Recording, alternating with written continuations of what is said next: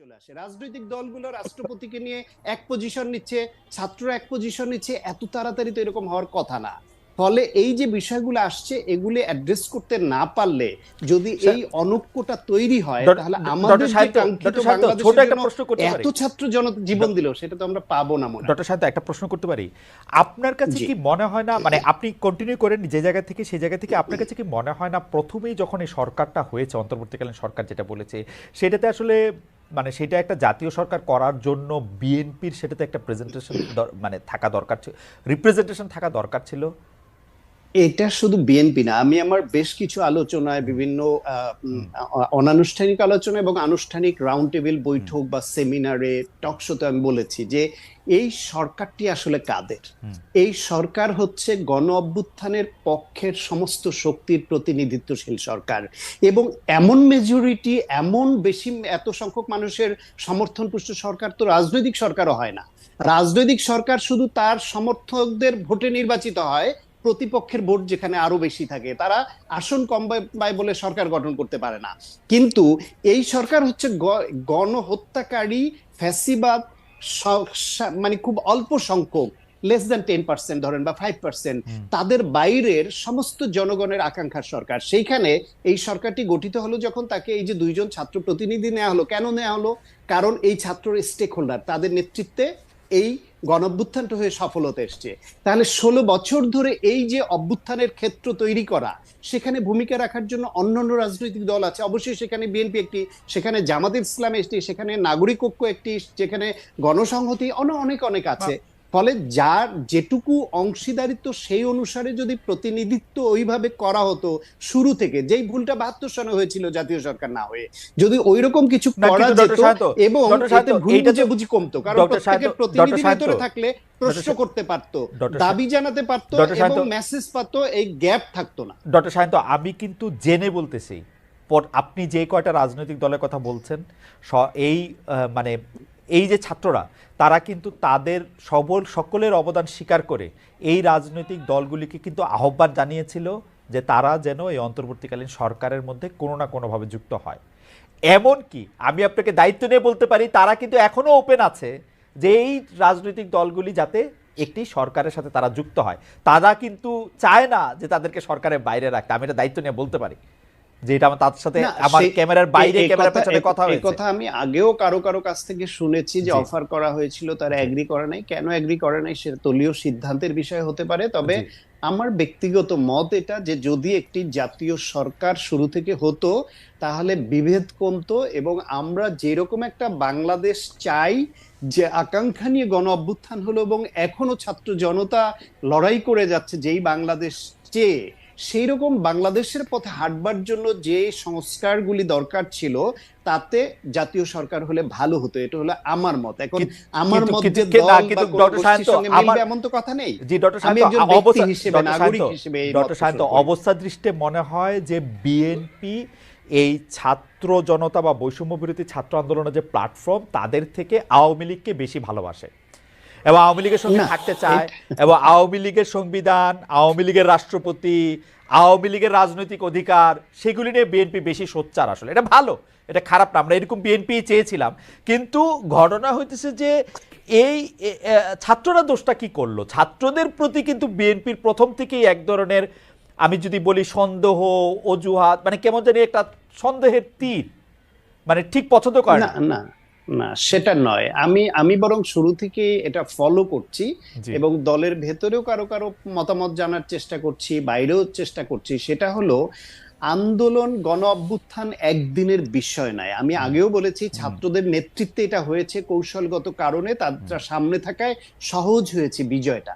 কিন্তু এই প্ল্যাটফর্ম তৈরির পেছনে 750 মানুষের গুমের ঘটনা জড়িত আছে। এই বিজয়ের প্ল্যাটফর্ম তৈরি করবার পেছনে কয়েক হাজার মানুষের এক্সট্রা জুডিশিয়াল কিলিং এর বিষয়টা যুক্ত আছে।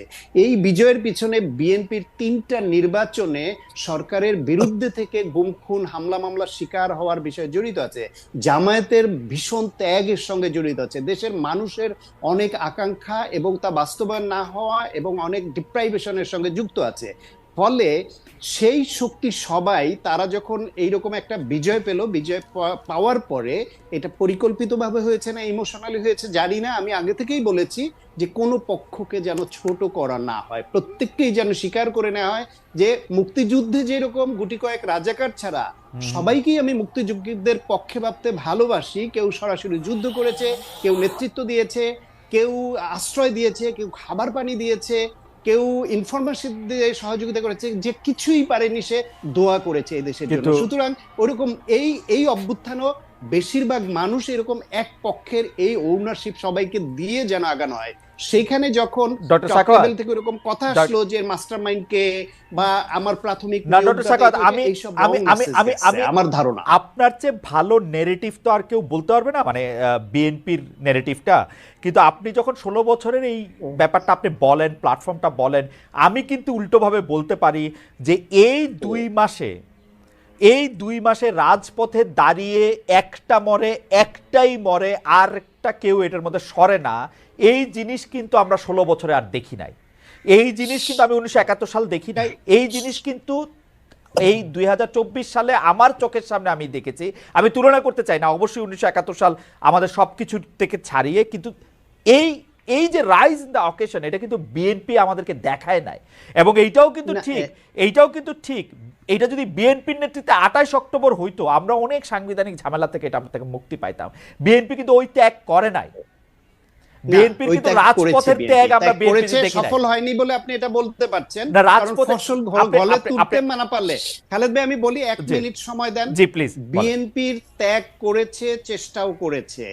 বিএনপি এই যে এত নিপীড়নের মুখে তাদের দলটা যে ভাঙেনি, তাদের ঐক্য ধরে রেখে 2022 সালে যে সারা দেশে যে বিভাগীয় পর্যায়ে সমাবেশগুলো করলো, 28 অক্টোবর যেভাবে করলো, যেই নিপীড়নের মুখে তারা পড়েও টিকে থাকলো, সেটা অবশ্যই বড় বিষয়। তবে এখানে কিছু মাত্রাগত বিষয় আছে, প্রেক্ষাপটের বিষয় আছে।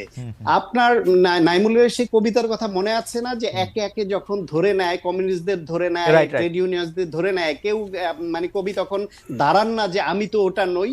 বাংলাদেশের অবস্থা 16 বছর ছিল প্রায় ওই রকম, যে জামায়াতকে যখন ধরে ওরা তো রাজাকার, ওদের ধরছে, আমাকে ধরছে না। বিএনপি কে ধরে ওরা তো ওই জামাতের সহযোগিতা, এবং বিএনপি এরা মুক্তিযুদ্ধের বিপক্ষে রাজনীতির সঙ্গে যুক্ত, এদের ধরছে, আমাদের ধরছে না। আমাদের সংবাদ মাধ্যম, আমাদের সুশীল সমাজ, আমাদের শিল্পী গোষ্ঠী, আমাদের সাধারণ নাগরিক, সাধারণ জনতা, প্রত্যেকের মধ্যে এরকম ছাড়া ছাড়া ভাব ছিল। যেইটা এসে এই অভ্যুত্থানের সময় ছাত্রদের নেতৃত্ব হয়েছে বলে ওই রকম কোনো কাল আমি শুধু আপনাকে পক্ষে সম্ভব হয়। ডক্টর সাহেব, আপনার সবকিছু মনে থাকে। আমি শুধু সার্জিসের কাছে যাওয়ার আগে আমি শুধু আপনাকে মনে করে দিতে চাই, 2024-এর নির্বাচনের সময় আমি দেশে এসেছিলাম। এরকম একটি নির্বাচনের সময় আমি অন্ততপক্ষে 10 জন বিএনপি, আওয়ামী লীগ, নানা ধরনের শীর্ষস্থানীয় নেতৃবৃন্দের সাথে কথা বলেছি। আমি বিএনপির নেতৃবৃন্দকে মনে হয়েছে যে আরেকটি নির্বাচন হচ্ছে, তারা কিছু লিফলেট দিবেন, ছোট ছোট করে কিছু কথা বলবেন, খুব বড় করেও বলবেন না এই অন্যায়ের কথা, এরকম আমার মনে হয়েছে। যাই হোক এটা নিশ্চয়ই 16 বছরের চাপ, তারপরে এর মধ্যে থেকে অনেকগুলি কারণ ছিল। আমি একটু জনাব সার্জিস আলম আপনার কাছে যেতে চাই। জনাব সার্জিস আলম, আমাদের এবারের প্রসঙ্গ হচ্ছে যে আপনারা ছাত্রলীগ নিষিদ্ধ করছেন, আপনাদের দাবির মুখে ছাত্রলীগ নিষিদ্ধ হচ্ছে। ছাত্রলীগের নিষিদ্ধ ব্যাপারটা এই জায়গায় যাইতেছে যে কেউ কোনোদিন ছাত্রলীগ করছে, তারপরে এসে সে বিসিএস পরীক্ষা দিয়ে পাশ করছে, ভাইবা দিয়ে সুপারিশপ্রাপ্ত হয়েছে, তারপরও তার চাকরি হবে না বা তাকে চাকরি থেকে চলে যেতে হবে। এইটা কি খুব ন্যায় বিচার বা বৈষম্য বিরোধী কোনো কিছু হচ্ছে?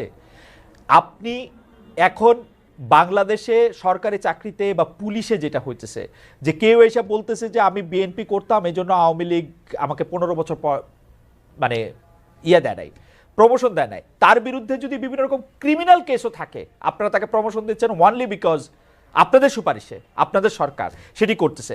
ছাত্রলীগের ক্ষেত্রে এটা করতেছে। মানে আপনারা এই যে একটা উইয়ার দেশ সৃষ্টি করতেছেন, এটা কোথায় গিয়ে সেটা এটা আসলে দাঁড়াবে? মানে বাংলাদেশ কি হুতু তুটসির মতো দুইটা জাতি এরকম পরিণত হবে, একজন হুতু একজন টুটসি এরকম? ভাই আপনাকে হচ্ছে যদি একদম স্পষ্ট করে বলি, আপনি এই দেশে থেকেছেন, দেশের বিভিন্ন সিস্টেম দেখেছেন, আপনি দেখেছেন আমলাতন্ত্র কিভাবে কাজ করে, রাজনীতি কিভাবে কাজ করে। মানে প্রথম কথা হচ্ছে আপনিও যখন একদম সাধারণ সকল মানুষের মতো বলেন আপনারা, তখন এটা আসলে আমাদেরকে আবার ভাবায় যে ও আচ্ছা আমরা আসলে কারা, আমরা কি এই মুহূর্তে আসলে আমলাতন্ত্রের কোনো বড় আমলা, নাকি আমরা কোনো মন্ত্রী, না কোনো উপদেষ্টা, না প্রধান উপদেষ্টা। তো এই জায়গা থেকে যদি আপনি এই জায়গা থেকেও বলেন যে আমাদের 3জন প্রতিনিধি সরকারে রয়েছে, সেই জায়গা থেকেও হচ্ছে যে এই সরকারের প্রতিনিধি কিন্তু 20-এর অধিক আসলে সদস্য রয়েছে, সকলে মিলে কাজ করছে প্রথমত। দ্বিতীয়ত, আপনি খুব ভালো করেই জানবেন যে এই জায়গাটিতে আসলে একজন উপদেষ্টা যতটা না এই জায়গাটাতে ইনভলভ হয়, এই জায়গার প্রত্যেকটি জিনিস তার স্বচক্ষে দেখে কাজ করার ওই সুযোগটি রয়েছে, আমলাতন্ত্রে যে মানুষগুলো রয়েছে তাদের কাছে স্টেপ বাই স্টেপ এই যে জিনিসগুলো ডিসিশন মেকিং এ তাদের ওই প্রভাবটি বেশি থাকে। আবার এই বাংলাদেশে আপনি হঠাৎ করে এটা চিন্তাই করতে পারবেন না যে এত বড় একটি অভ্যুত্থান হয়েছে আর অভ্যুত্থানের পরে সবকিছু ঠিক হয়ে গিয়েছে এবং এখানে রাজনৈতিক যে দলগুলো রয়েছে তাদের এই জায়গাটিতে কোনো প্রভাব নেই। আপনি নিজেই বললেন যে যারা হচ্ছে বিএনপি জামায়াতের এতদিন ধরে তাদের জায়গায় প্রমোশন পায়নি বা অন্যায় করেছে, ওই জায়গা থেকে প্রমোশনটি হয় না, তারা এসে বলছে তারা বঞ্চিত, তাদের সাথে বৈষম্য হয়েছে, তাদের এই প্রমোশনটি চাই। তো তারা এসে আসলে প্রথম কোন পরিচয়টা ব্যবহার করছে? রাজনৈতিক পরিচয়টা কিন্তু ব্যবহার করছে। সো আলটিমেটলি সবকিছু যে এই যে যারা ওই সরকারে রয়েছে কিংবা 3জন রয়েছে আমাদের প্রতিনিধি তারাই ঠিক করে দিচ্ছে, ব্যাপারটি এরকম নয়। দ্বিতীয়ত, যে জিনিসটি আপনি বলেছেন, এইখানে আমি আপনার সাথে একটি জিনিস একদম স্পষ্ট আমার একটি মতামত ব্যক্ত করতে চাই। ছাত্রলীগ নিষিদ্ধ হওয়ার পূর্বের কথা যদি বলি, ওই টাইমে পুরো সময়টিতে যে ছাত্রলীগ বিগত 16 বছর ধরে একটা আলাদা রকম তাদের নৈরাজ্য চালিয়েছে, সেই টাইমে আওয়ামী লীগ যখন ক্ষমতায় ছিল তখন যদি তারা এটি বলতো যে কেউ একজন বিএনপি করে বা জামাত করে বলেই তাকে কোনো একটি পদে, পুলিশের পদে হোক, বিসিএস এর যে কোনো একটি জায়গায় হোক, তাকে নিয়োগ দেওয়া যাবে না, তার গেজেট বের হবে না, প্রকাশিত হবে না, এটি আমার জায়গা থেকে আমি কখনোই সমর্থন করি না, যদি না তার বিরুদ্ধে কোনো এরকম ফৌজদারি মামলা কিংবা অন্যায় অপরাধ এসবের কোনো তদন্ত সাপেক্ষে অভিযোগ এবং প্রমাণ থাকে। একইভাবে আমি আমার জায়গা থেকে মনে করি যে এই ছাত্রলীগ নিষিদ্ধ হওয়ার পূর্বের যে সময়টি ছিল, এই সময় বিগত 16 বছরে যারা ছাত্রলীগের বিভিন্ন জায়গায় কর্মী ছিল কিংবা পোস্টেড ছিল, তাদের মধ্যে কেউ যদি কোনো জায়গায় ক্ষমতার অপব্যবহার করে, অন্যায় করে, বিভিন্ন দলের কারো উপরে অত্যাচার করে, কিংবা তাদের জায়গা থেকে এই যে বিভিন্ন রকম অপশাসন দুঃশাসনের সরাসরি মাঠ পর্যায়ে সহযোগী হয়, কিংবা ওই যে রাজপথের লাঠিয়াল হিসেবে, হেলমেট বাহিনী হিসেবে ব্যবহার না হয়, যাদের এই ক্লিন ইমেজটি রয়েছে, এই অভিযোগগুলো যাদের বিরুদ্ধে নেই, তারা যদি তাদের মেধার ভিত্তিতে আসলে ওই বিভিন্ন পরীক্ষাগুলো উত্তীর্ণ হয়ে এসআই হোক কিংবা সিভিল সার্ভিস হোক কোন একটি জায়গায় যায়, তাদের ওই নিয়োগটি থাকা উচিত। তবে একটি জিনিস স্পষ্ট করে এখানে আপনাকে, এটি খুবই গুরুত্বপূর্ণ, আমি যখন আমার জায়গা থেকে দেখলাম 252 জন এসআই কে একটি নির্দিষ্ট অভিযোগের ভিত্তিতে তাদেরকে সেখান থেকে সারদা থেকে প্রত্যাহার করা হলো, তখন আমি পুলিশের একটি নির্দিষ্ট, আমরা আমাদের জায়গা থেকে কর্তৃপক্ষের সাথে কথা বলার চেষ্টা করেছি আসলে কি সবার বিরুদ্ধে এই পলিটিক্যাল অভিযোগটি রয়েছে কিনা। তাদের জায়গা থেকে এসেছে কিছু জায়গায় যেমন পলিটিক্যাল সংশ্লিষ্টতা এবং এই সংশ্লিষ্টতার পাশাপাশি ক্ষমতার অপব্যবহার বা অত্যাচারের উদাহরণ রয়েছে, পাশাপাশি এমন কিছু জিনিস রয়েছে যেগুলো হচ্ছে তার এই ক্ষমতার অপব্যবহার বা অন্যায়ের উদাহরণ নেই। কিন্তু ওই ভাইবা পরীক্ষায় 50 মার্কের যে ভাইবাটি ছিল সেখানে তাকে 49 দেওয়া হয়েছে, 48 দেওয়া হয়েছে, এবং রিটেনের মার্কস তার অনেক কম থাকার পরও তিনি এই পরীক্ষাটিতে সামগ্রিকভাবে উত্তীর্ণ হয়েছে। যেখানে স্ট্যান্ডার্ড হচ্ছে, আমি একটু শেষ করে, আমার 2 লাইন লাগবে শুধু, তাদের জায়গা থেকে আরেকটি কথা বলেছে যে স্ট্যান্ডার্ড হচ্ছে 38 থেকে 40, মোটামুটি এরকম স্ট্যান্ডার্ডে পায়। কেউ দেখা গিয়েছে যে কাউকে অন্য দলের একটি পরিচয় আগে থেকে পাওয়া গিয়েছে, তদন্ত সাপেক্ষে বা গোয়েন্দা রিপোর্টের ভিত্তিতে তাকে দেওয়া হয়েছে ভাইভাতে 50-এর ভিতরে 10-15, তার রিটেন অনেক ভালো হয়েছে কিন্তু এরকম দেওয়া হয়েছে। তো এই সামগ্রিক বিষয়গুলো তারা তাদের জায়গা থেকে পর্যবেক্ষণ করে এই সিদ্ধান্ত দিয়েছে। কিন্তু তারপরও যদি এখানে কোনো রকমের বায়াসনেস থাকে, আমরা আমাদের জায়গা থেকে অবশ্যই বলবো, সেটি আমরা সমর্থন করি না। আপনি কি খেয়াল করেছেন যে মানে একজন ছাত্রলীগ নেত্রী যিনি পরীক্ষা দিতে এসেছিলেন তাকে আইন শৃঙ্খলা বাহিনীর সামনেই লাঞ্ছিত করেছেন কতগুলি, মানে আমরা খবরে পড়ছি তারা মহিলা দলের নেত্রী, আমরা খবরে পড়ছি ঢাকা বিশ্ববিদ্যালয়ে পরীক্ষা দিতে এসে ছাত্রলীগের 2 নেতা গ্রেফতার হয়েছেন, এগুলি কি আপনার চোখে পড়ছে? মানে এগুলিকে আপনি কেমনে দেখছেন? ভালো লাগছে আপনার? দেখুন, না, প্রথম কথা হচ্ছে যে পূর্বে ঢাকা বিশ্ববিদ্যালয়ে ছাত্রলীগ করেছে, যদি আমি আমার এই প্রশ্নের উত্তর আসলে পূর্বের জায়গাটিতে রয়েছে, যদি তার বিরুদ্ধে এই যে নৃশংস বর্বরতা আমাদের উপরে চালানো হয়েছে পুরো বাংলাদেশের বিভিন্ন জেলাগুলোতে কিংবা ঢাকা বিশ্ববিদ্যালয়ে যেটি চালানো হয়েছে, এই সংশ্লিষ্টতা কিংবা বিগত এই যে রেজিমটি দেখেছি, এই সময়ে তারা ছাত্রলীগের নাম ধারণ করে সাধারণ শিক্ষার্থী বা ভিন্ন মতাদর্শের উপরে যদি অত্যাচার নির্যাতনটি না চালিয়ে থাকে, তাহলে যদি তার কেন সাথে হঠাৎ যদি করে কেন এরকম কিছু করাকে সার্জিস যদি কেন সমর্থন করব আমি না আমরা আমি আমাদের জায়গা থেকে। সার্জিস কিন্তু যদি কেন আমি দুইটা ঘটনা বললাম, আপনি এই দুইটা ঘটনা জানেন কিনা, এরকম নিশ্চয়ই আরো 50,000 ঘটনা আছে, আপনি যদি বলছেন কেন, যদি মানে এই দুইটা ঘটনা আপনি জানেন কিনা, মানে এই দ্বারা আপনি জানেন অথবা আপনি জানেন না, এইটাই তো হবে, এটার মধ্যে যদি কেন। আচ্ছা আচ্ছা, পরীক্ষার হলের যে ঘটনাটা, এই ঘটনাটা আমি জানি শুনেছি। আচ্ছা, ওইটা কি ঠিক আছে, মানে এটা করা ঠিক আছে, ছাত্রলীগের 2 নেতা গ্রেফতার পরীক্ষার হলে এসে? না, এটার আনসারটাই তো আমি আপনাকে বললাম, যে তার বিরুদ্ধে যদি সেরকম অভিযোগ থাকে, এরকম বর্বরতা, নির্যাতন, নৃশংসের সাথে যুক্ত হওয়ার যদি তার বিরুদ্ধে এই অভিযোগটি থাকে, এটি তো আমি জানি না অভিযোগটি আছে কিনা, সেটি খতিয়ে দেখার সুযোগটি আসলে আমার হয়নি। যদি থাকে তাহলে তাকে গ্রেফতার করতে পারে যে কোনো জায়গা থেকে, যদি না থাকে তাহলে যে কোনো জায়গা থেকে, ইভেন বাড়ি থেকে নিয়ে যেতে পারে না। আমি তো জানি না যে আছে কিনা, আপনার কাছে তাহলে তো আমি আপনাকে ডিসিশন দিতে পারি। আচ্ছা আচ্ছা, আপনি জানেন না আছে কিনা। আমার তো ধারণা যে ছাত্রলীগের যে 2 নেতার কথা বলা হচ্ছে তাদেরকে আপনি চেনেন, থাকলে নিশ্চয়ই আপনি বলতেন, আমার ধারণা। বিকজ গত 8-10 বছরে যা কিছু হয়েছে, 17 সালের থেকে যদি আপনি ঢাকা বিশ্ববিদ্যালয়ে থাকেন, 17 সালের পর থেকে যদি আপনি ছাত্রলীগের রাজনীতিতে থাকেন, আপনি যদি আসলে ছাত্র প্রতিনিধি হয়ে থাকেন, আমার ধারণা গত 6-7 বছরে যা কিছু হয়েছে ঢাকা ইউনিভার্সিটিতে আপনি জানেন। আমার একটা ধারণা ছিল সার্জিস, যে যেই 2 নেতা গ্রেফতার হয়েছে সেই 2 নেতা আপনার পরামর্শে, উপদেশে বা কথাতেই গ্রেফতার হয়েছে, এটা আমার একটা ধারণা ছিল যে এই 2 নেতা দুষ্ট, এদেরকে গ্রেফতার করেন। প্রথম কথা হচ্ছে, আপনাকে একটা জিনিস একদম নিশ্চয়তা দিয়ে বলতে চাই, এই মুহূর্তে বাংলাদেশের আসলে ছাত্রলীগের পোস্ট না পাওয়া সবচেয়ে বড় ছাত্রলীগের সাবেক নেতা মনে হয় সার্জিস আলম। কারণ আপনি আমার পুরো এই বিশ্ববিদ্যালয়ের মানে যদি জার্নিটা দেখেন, কোথাও আমার কোনো হল বলি, সেইজন্যই তো আপনার ক্ষোভ থাকতে পারে, সেইজন্যই তো আপনার ক্ষোভ থাকতে পারে, সেইজন্যই তো আপনার ক্ষোভ থাকতে পারে। না, সবচেয়ে বড় কথা হচ্ছে গুরুত্বপূর্ণ লোক, না কখনো আপনি তো রংপুরে আইজিপির সাথে ঘুরে বেড়ান সার্জিস, আপনি তো গুরুত্বপূর্ণ লোক, আইজিপি আমার ফোনই ধরেন না, আপনার সাথে ঘুরে বেড়ান রংপুরে। না না, কখনোই না, এটা আপনি এভাবে কখনোই বলতে পারেন না। কোন দিক থেকে? সেটি হচ্ছে, আমি সেখানে সার্জিস আলম বৈষম্যবিরোধী ছাত্র আন্দোলনের সমন্বয়ক হিসেবে যাইনি, আমি জুলাই শহীদ স্মৃতি ফাউন্ডেশনের সেক্রেটারি হিসেবে গিয়েছি, কারণ তারা সেই জায়গায় শহীদ পরিবার এবং আহতদেরকে ফান্ড দেওয়ার যে প্রোগ্রামটি, সেই প্রোগ্রামে গিয়েছে। তারা সেখানে আমার শহীদ বীর ভাই, তারা আবু সাইদের বাসায় গিয়েছে। এর বাইরে তারা কিন্তু আরো একাধিক প্রোগ্রাম করেছে, তার কোনোটিতেই কিন্তু আমি যাইনি। তো আপনি এটি কখনো বলতে পারবেন না যে আমি আইজিপির সাথে ঘুরে বেড়াই, ক্লিয়ার কথা।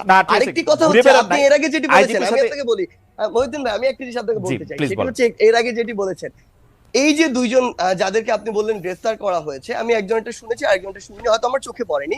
কিন্তু এই বিশ্ববিদ্যালয়ে কিংবা আমি যাদেরকে প্রমিনেন্টলি সেন্ট্রালে ছিল, যাদেরকে চিনি, এরকম অন্তত আমি 50 জনের কথা বলতে পারবো, যারা সরাসরি এই অত্যাচার কিংবা নির্যাতন বা 15 তারিখে আমাদের সাথে যা হয়েছে, 16 তারিখে, এগুলোর সাথে সরাসরি জড়িত। তাদের সাথে, তাদের বিরুদ্ধে বিভিন্ন জায়গায় মামলাও হয়েছে। তো যদি আমার জায়গা থেকে আমি সরাসরি এরকম বাই নেমে বলতাম, হয়তো তাদেরটা আগে আসতো, কারণ আমাদের চোখের সামনে এটি করা হয়েছে। হ্যাঁ, তাদের বিরুদ্ধে মামলা হয়েছে, পুলিশ প্রশাসন তাদের তদন্ত সাপেক্ষে তাদেরকে গ্রেফতার করবে, ব্যবস্থা নিবে। আমি কেন ব্যক্তিগতভাবে বলতে চাই? অথবা আপনি ইচ্ছা প্রকাশ করেছেন, কারণ আমি জীবনে যেমন দেখেছি বলে, মানে যাই হোক, সেটি অন্য প্রসঙ্গ, কিন্তু আপনি তাহলে বলেন নাই, ব্যাপারটা তো এরকমই, তাদের দুজনের গ্রেফতার। না, আপনার আসলে না না, ঠিক আছে ঠিক আছে, আমি এইটাই বুঝলাম। আচ্ছা, মহিউদ্দিন ভাই, মহিউদ্দিন ভাই, আপনাকে এখানে একটা ছোট আর্গুমেন্ট দেই, দেখেন আপনি যে এটা রিলেট করতে পারবেন। আর্গুমেন্টটা আমাকে শুধুমাত্র ধরেন, না আর্গুমেন্ট একটা ছোট জাস্ট ইনসাইট, সেটা হচ্ছে যে মনে করেন আমাকে শুধু পোস্টটা দেয় না, এই কারণে যদি আমার রাগ খুব এরকম হয় যে আমি তাদেরকে ধরিয়ে দিব, তাহলে যাদের উপরে ভিন্ন রাজনৈতিক মতাদর্শের কারণে এরকম অত্যাচার হয়েছে, নির্যাতন হয়েছে, হামলা হয়েছে, মামলা হয়েছে, আমাদের আসিফ কাদের জেল খেটেছে, তাদের কি পরিমাণ ক্ষোভ থাকার কথা? অবশ্যই ক্ষোভ থাকার কথা আছে তো, আছে সায়ন্তের সাথে ক্ষোভ আছে। ডক্টর সায়ন্ত সাখাওয়াত, আমাদের চ্যানেল 24 কে আসলে স্টুডিও হ্যান্ডওভার করতে হবে। তারা আসলে তাদের নতুন মানে তাদের খবর, মানে right top of the hour যে খবর, সেই খবর আছে, কিন্তু আমরা অনুষ্ঠানটা একটু কন্টিনিউ করবো, যেহেতু আপনার শেষ বক্তব্য আমাদের শোনা হয় নাই। তো আমরা চ্যানেল 24 দর্শকদের জন্য বলছি যে তারা এখন আসলে নিয়মিত অনুষ্ঠান দেখতে পারে। তবে ডক্টর সায়ন্তের কথা আমরা একটু শুনতে চাইবো, যে ডক্টর সায়ন্ত, আমাদের শেষ প্রসঙ্গ যে আমরা যেটি বলতে চাই, যে আপনি বিএনপির জায়গা থেকে যে প্রশ্নটি আগে আমি বলছিলাম, সেটা আপনি বিএনপির জায়গা এবং মানে প্ল্যাটফর্মটা বলতে বলতে সময়টা একটু পার হয়ে গেছিল, কিন্তু আমি শুনতে চাই যে আপনি আমাদেরকে একটু যদি টাইমলাইনটা বলেন, যে আসলে সার্জিসরা যেরকমই বলুক আর না বলুক, বাংলাদেশের মানুষ অসহিষ্ণু, তারা নানাভাবে চিন্তা করতেছে যে কেন আমরা এরকম মন্ত্রী এমপিদেরকে খুব দেখতে পাচ্ছি না, মন্ত্রী এমপিদের দেখলে তারা সার্জিস এবং হাসনাত যে দৌড়ে সারা বাংলাদেশ দৌড়ে বেড়াচ্ছে তার চেয়ে বেশি একটু তারা শান্তি পেত যে তাদের নিজস্ব এমপি থাকতো, নিজস্ব মন্ত্রী থাকতো, যাদের কাছে কি এটা বলতে পারবে। তো সেইটা আপনি আসলে কবে দেখতে পান এবং এটা কবে নাগাদ হওয়া উচিত সর্বোচ্চ বা সবশেষ সীমা গেলে? আসলে আসলে 16 বছরে আওয়ামী লীগ দেশটাকে এমন পর্যায়ে এনেছে, তাদের হাতে কতগুলা এলিমেন্টস তাদের পতনের পরও রয়ে গেছে। যেটা সার্জিস অলরেডি একটা বিষয় বলেছেন, যে পুলিশ প্রশাসন, বিচার বিভাগ সহ